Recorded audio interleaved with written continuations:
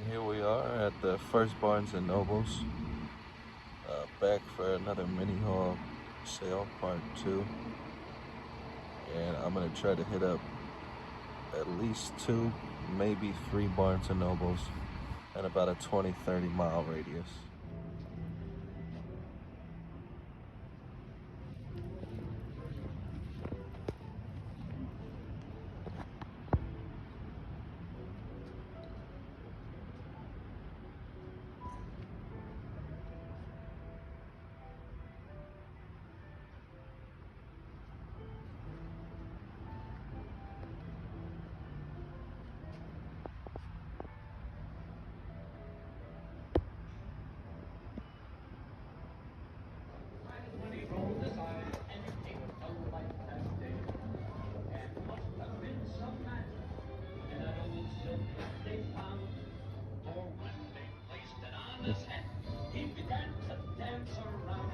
Seems as though the collection gets smaller and smaller every sale.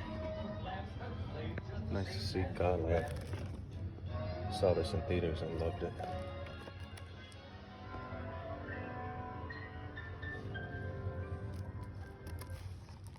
Just disrespectful.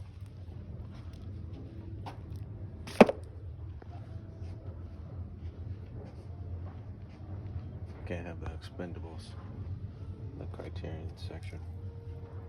Just don't feel right. We spotted another non-Criterion in the Criterion.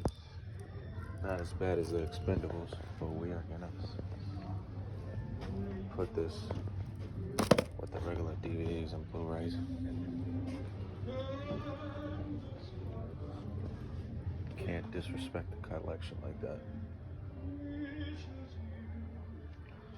Oh, is this another one? I do love Isle of Dogs, Wes Anderson, but let's put it in the non-Criterion section, please. Unfortunately, the Criterion selection is pretty small at this last one. It's only about a shelf and a half.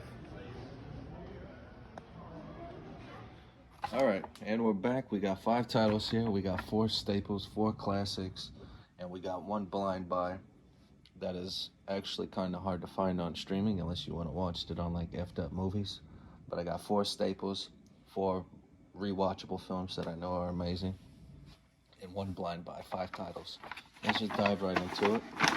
First up, we have Michael Haneke's The Piano Teacher, featuring one of the best performances I've ever seen by Isabella Huppert. Just unreal performance. The subtle little nuances she gives in this just blow me away. Should be studied. I really need to dive deeper into filmography. As far as Haneke's concerned, this is the best work I've seen by him by far. I think it's his masterwork, but I've only seen 3 films for him, so I need to dive deeper. I've seen Funny Games, the original, and I've seen Cachet. I love both of them. I will eventually definitely be buying Funny Games. I really have no desire to watch I don't want to call it a remake because I know it's still Haneke's film and it's shot for shot with Nicole Kidman, but I eventually will watch that also. But the original Funny Games I love, but The Piano Teacher is just something. It's just something else. It just sticks with you. It's one of those films that linger in your mind. It's heartbreaking. It's erotic, psychosexual drama, even though the eroticism is not really, it's not really erotic with me. It's just a part of the character study of this woman Isabella is portraying, living with her repressed or controlling mom and dealing with these sexual repressions and lonerism and isolation and how she deals with that is just unbelievable, and it really breaks you by the end of the film. Both of these actors won awards for their acting in this performance, and this won the Grand Prix at Cannes. just a film that blows me away and sticks with you deeply. The term incel is extremely cringe to me, but there's no doubt about it. This is femcel core. Femcel is also a super cringe word, but this definitely seems like femcel core, and is one of the best movies I've ever seen, featuring one of the best performances I've ever seen by Isabella, and I would say it's up there with Daniel Day-Lewis and There Will Be Blood, Pacino and The Godfathers. I'm missing a ton, but those stick out as two of the zeitgeist's greatest performances. And for me, this is no same. I wish more people would get a chance to see this. I absolutely love this film. Please check it out if you never have. Spine 894, The Piano Teacher is my first buy. Number 2, we have Tarkovsky's Stalker. I was close to buying Andrei Rublev. That would have been a blind buy, but I decided to go with a much-needed staple, Stalker. Blew me away the first time I seen it. Been some years, but it is one of those films also that just stuck with me. The beginning just hooks you with this methodical, slow pace, but it's really gripping. That gold tint is it's just unreal. Unreal filmmaking. I love the idea of traveling through the apocalyptic wastelands, trying to find, quote unquote, the zone, to find a forbidden room that can grant you your deepest desires. I mean, what a concept, and it really sticks with you. Just amazing performances, but the direction of this and the cinematography just really is something special. A clear staple. And my second pick, Spine 888, is 1979's Stalker by Tarkovsky. Brilliant film. My second pick. Doing these off the cuff, people. Let's go with number 3. Paris, Texas. Wim Wenders' masterpiece, The Heartbreak American Dream. And it is Spine 501. And it has two my favorite Deans, Harry Dean Stanton, one of my clear favorite actors ever, absolute legend, in one of my favorite movies ever, Repo Man, and Dean Stockwell as well, who is famously in quite a bunch of Lynch films. Actually, I don't know if he's in quite a bit, but he's definitely known for Blue Velvet. And Harry Dean Stanton is in quite a bit of Lynch films. He's my favorite director. But yeah, Paris, Texas is just unbelievable. I love how Wim Wenders shows the great middle of nowhere landscapes of Texas. Then you also get some beautiful like neon lighting throughout on like motels and street lights and stuff, and it's just a beautiful film that sticks with you. Been quite a while since I've seen Paris, Texas.